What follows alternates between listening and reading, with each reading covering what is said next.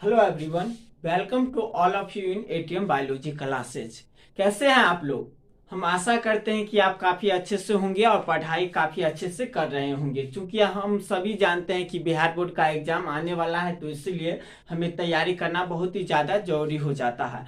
ये आप offline class हमारे एटीएम बायोलॉजी क्लासेस में आकर के तो करते ही है, लेकिन जिस बच्चा का क्लास कभी कभी छूट जाता है तो उन्हें हम अब से अजय कुमार चौधरी नाम के यूट्यूब चैनल पे पढ़ाएंगे। तो हम यहाँ पे फर्स्ट ऑफ ऑल आज से पहला दिन से स्टार्ट कर रहे हैं। यहाँ पे पहले हम बायोलॉजी के बारे में कुछ जानकारी प्राप्त करते हैं, देन हम लोग क्या करेंगे, चैप्टर स्टार्ट करेंगे। तो चलिए देखते हैं कि बायोलॉजी कहते किससे हैं।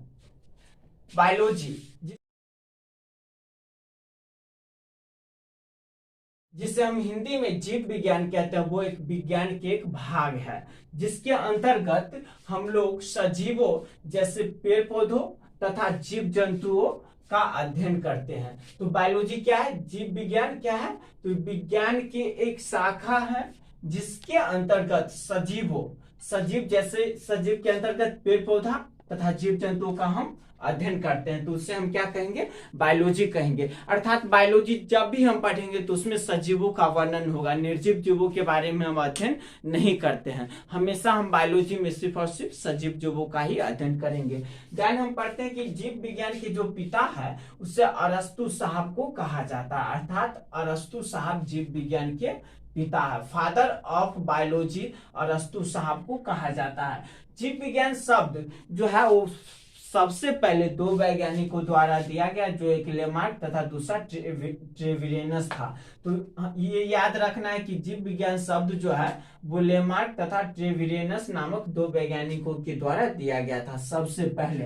देन हम आगे पढ़ते हैं, जीव विज्ञान शब्द जो है वो किस भाषा से उत्पन्न हुआ है। ये जो क्वेश्चन रहता है वो अगर पूछे तो बताना है कि ये ग्रीक शब्द भाषा से उत्पन्न हुआ है। जीव विज्ञान शब्द कहाँ से उत्पन्न हुआ है, ग्रीक भाषा से उत्पन्न हुआ है। जब भी हम आप लोग से क्या करें, क्वेश्चन पूछे तो उसका जवाब बोल करके देना है, क्योंकि यदि आप लोग नहीं बोलिएगा तो मतलब आप लोग का माइंड इस वीडियो पे ना हो करके कहीं और घूमते रहेगा। जब आप कहीं पे घूमते रहिएगा तो वहीं का आनंद लीजिएगा और क्लास का आनंद नहीं ले पाइएगा।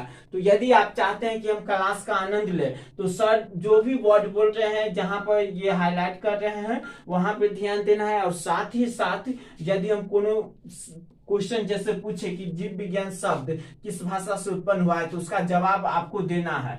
आप ये मत सोचेगा कि हम नहीं सुन रहे हैं, यदि आप बोलते हैं तो हम सुन रहे हैं यहाँ पर। तो चलिए हम देखें कि ग्रीक भाषा से उत्पन्न हुआ है। ये जो ग्रीक भाषा है वो बायोस तथा लोगोस है। बायोस को हम इंग्लिश में लाइफ कहते हैं, जिसे हम हिंदी में क्या कहते हैं, जीवन कहते हैं। इसको हम हिंदी में जीवन कहते हैं। और जीवन जब हम लोग गौर करेंगे तो पता चलेगा कि जीवन जो होता है वो सिर्फ और सिर्फ सजीव जीवों में ही पाया जाता है, निर्जीव जीवों में नहीं पाया जाता है। जैसे कि मैं एक मानव हूं, मैं क्या हूं, जीवित हूं, तो मुझ में जीवन पाया जाएगा। पेड़ पौधा जो क्या है, जीवित है, तो उसमें जीवन पाया जाएगा। लेकिन ये जो मार्कर है, ये बोर्ड है, ये लाइट है, इस सब में जीवन नहीं पाया जाएगा क्योंकि निर्जीव है। तो जब भी हम जीव विज्ञान के बात उत्पन्न करेंगे तो उसमें आपके माइंड में आना चाहिए कि वो हम किसका अध्ययन करेंगे, सिर्फ और सिर्फ सजीव का अध्ययन करेंगे। देन जो दूसरा वर्ड लोगोस है उसको हम इंग्लिश में स्टडी कहते हैं, इंग्लिश में स्टडी कहता है, जिसे हम हिंदी में अध्ययन कहते हैं। अर्थात जब इस दोनों को हम मिलाते हैं तो हमें ये पता चलता है कि सजीवों के अध्ययन को हम जीव विज्ञान कहेंगे। आप लोग को भी बोलना है, सजीवों के अध्ययन को क्या कहेंगे, जीव विज्ञान कहेंगे।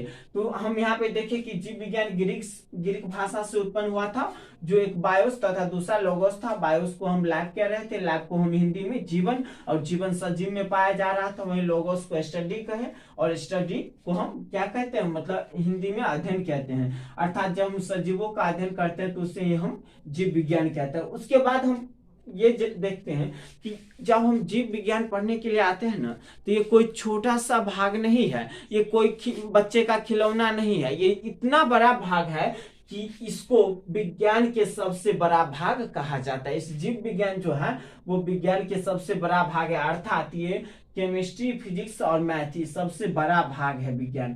तो अब देखिए, किसी भी अगर बड़ा चीज रहता है तो उसके बारे में हम अगर पूरा जानकारी प्राप्त रहेगा तो हमें काफी अच्छा रहेगा। तो लोगों को भी लगा, वैज्ञानिकों को भी लगा कि अगर ये एक साथ रहेगा तो इसके अध्ययन करने में असुविधा होगा। जैसे कि पीरियोडिक टेबल को अगर एक साथ रहता, खिचड़ी बना रहता, तो पीरियोडिक टेबल के अध्ययन में असुविधा उत्पन्न होता है। लेकिन जब पीरियोडिक टेबल को अरेंज कर दिया गया तो उसके अध्ययन में क्या हुआ, काफी ज्यादा सुविधा हुआ। इसी प्रकार जब बायोलॉजी चूंकि बहुत बड़ा है तो इसको मुख्य रूप से दो भागों में बांट दिया गया है, जिसमें एक को जूलॉजी तथा दूसरा को बॉटनी कहते हैं। अब जूलॉजी के अंदर को हम हिंदी में जंतु विज्ञान कहते हैं। जूलॉजी को क्या कहते हैं हिंदी में, जंतु विज्ञान कहते हैं। और जंतु विज्ञान है क्या, तो वो हम देखते हैं।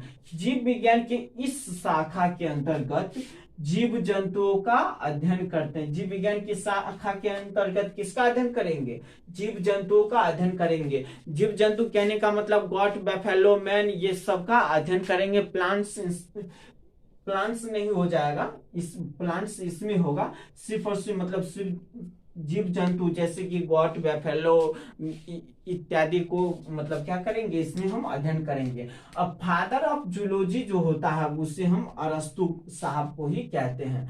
फादर ऑफ जूलॉजी अरस्तु साहब को कहते हैं। याद पारिए, हम बताए थे कि फादर ऑफ बायोलॉजी जो है वो भी अरस्तु साहब ही है, और फादर ऑफ जूलॉजी जो है वो भी अरस्तु साहब ही है। तो जब बायोलॉजी या फिर जूलॉजी के फादर पूछे तो हमें उनका नाम क्या बताना है, अरस्तु साहब है। उसके बाद जो जीव विज्ञान की दूसरी शाखा है जिसको हम बॉटनी कहते हैं, और बॉटनी जो है उसको हम हिंदी में वनस्पति विज्ञान कहते हैं। अब देखिए, वनस्पति विज्ञान है क्या, तो जीव विज्ञान के इस शाखा के अंतर्गत पेड़ पौधों का अध्ययन करते हैं। अर्थात जब हम पेड़ पौधों का अध्ययन करेंगे तो उसे हम बॉटनी कहेंगे। फादर ऑफ बॉटनी जो है वो थियोफ्रैक्टस साहब को कहा जाता है। याद रखिए, फादर ऑफ बॉटनी किसे कहेंगे, मतलब फादर ऑफ बॉटनी मतलब वनस्पति विज्ञान के पिता हम थियोफ्रैक्टस को कहेंगे। क्यों कहते हैं, अब ये जान लेते हैं कि जूलॉजी के पिता अरस्तु को क्यों कहते हैं और बॉटनी के पिता थियोफ्रैक्टस साहब को क्यों कहते हैं। ये बहुत ही ज्यादा महत्वपूर्ण क्वेश्चन रहता है। हम लोग क्या करते हैं, किसी भी चीज के बारे में काफी अच्छा से जानकारी प्राप्त करना चाहते हैं, तो इसी में हम अब ये भी देख लेते हैं कि आखिर क्यों हम इनको पिता कहते हैं। आखिर दूसरा आदमी भी साइंटिस्ट था, उसको हम क्यों ना कहते उसका पिता, जैसे कि मेंडल साहब थे, डार्विन साहब थे, उनको हम क्यों नहीं कहे जूलॉजी के पिता, और हमें इसे ही क्यों कहते हैं। तो सबसे पहले बार, अब गौर से सुनिए, सबसे पहले बार अरस्तु साहब ने एक बुक की रचना किया था जिसका नाम था हिस्टोरिया एनिमेलिया। इस बुक का क्या नाम था, हिस्टोरिया एनिमेलिया था। और इसमें लगभग में 500 के आसपास जीव जंतुओं का वर्णन किया था। 500 के आसपास जीव जंतुओं का वर्णन किया था। सबसे पहले बार इन्होंने एक बुक लिखा था जिसका नाम हिस्टोरिया एनिमेलिया था। इसीलिए इसको फादर ऑफ जूलॉजी कहते हैं, क्योंकि इन्हें क्या था, जीव जंतु में बहुत ज्यादा इंटरेस्ट था और इन्होंने जीव जंतु पे बहुत ज्यादा प्रयोग करके और उनके गुणों का क्या क्या था यहाँ पे वर्णन किया था इस बुक में, हिस्टोरिया एनिमेलिया में। वहीं बॉटनी के फादर जो है थियोफ्रैक्टस, उन्होंने भी क्या किया था, पेड़ पौधों पे अध्ययन किया था और सबसे पहले बार एक बुक लिखा था जिसका नाम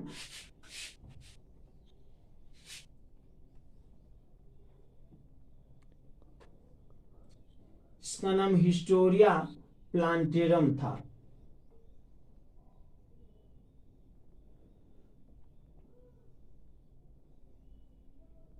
इसका नाम क्या था, जो फादर ऑफ बॉटनी ने एक बुक लिखा था जिसका नाम हिस्टोरिया प्लांटेरम था। इन्होंने इसमें 500 प्लस पेड़ पौधों का क्या क्या था, वर्णन क्या था, इसलिए हम इसको क्या कहते हैं, फादर ऑफ बॉटनी कहते हैं। तो अगले लेक्चर में मतलब यदि आपको ये पसंद आया तो इसे लाइक, शेयर और सब्सक्राइब कीजिएगा। साथ ही साथ दूसरा जो लेक्चर आएगा उसमें थोड़ा और इसके बारे में बेसिक जानकारी प्राप्त करेंगे और उसके बाद हम लोग क्या करेंगे, तो चैप्टर में प्रवेश करेंगे और जो चैप्टर होगा वो होगा जीवों में जनन, first chapter reproduction in organism हम स्टार्ट करेंगे। Thank you.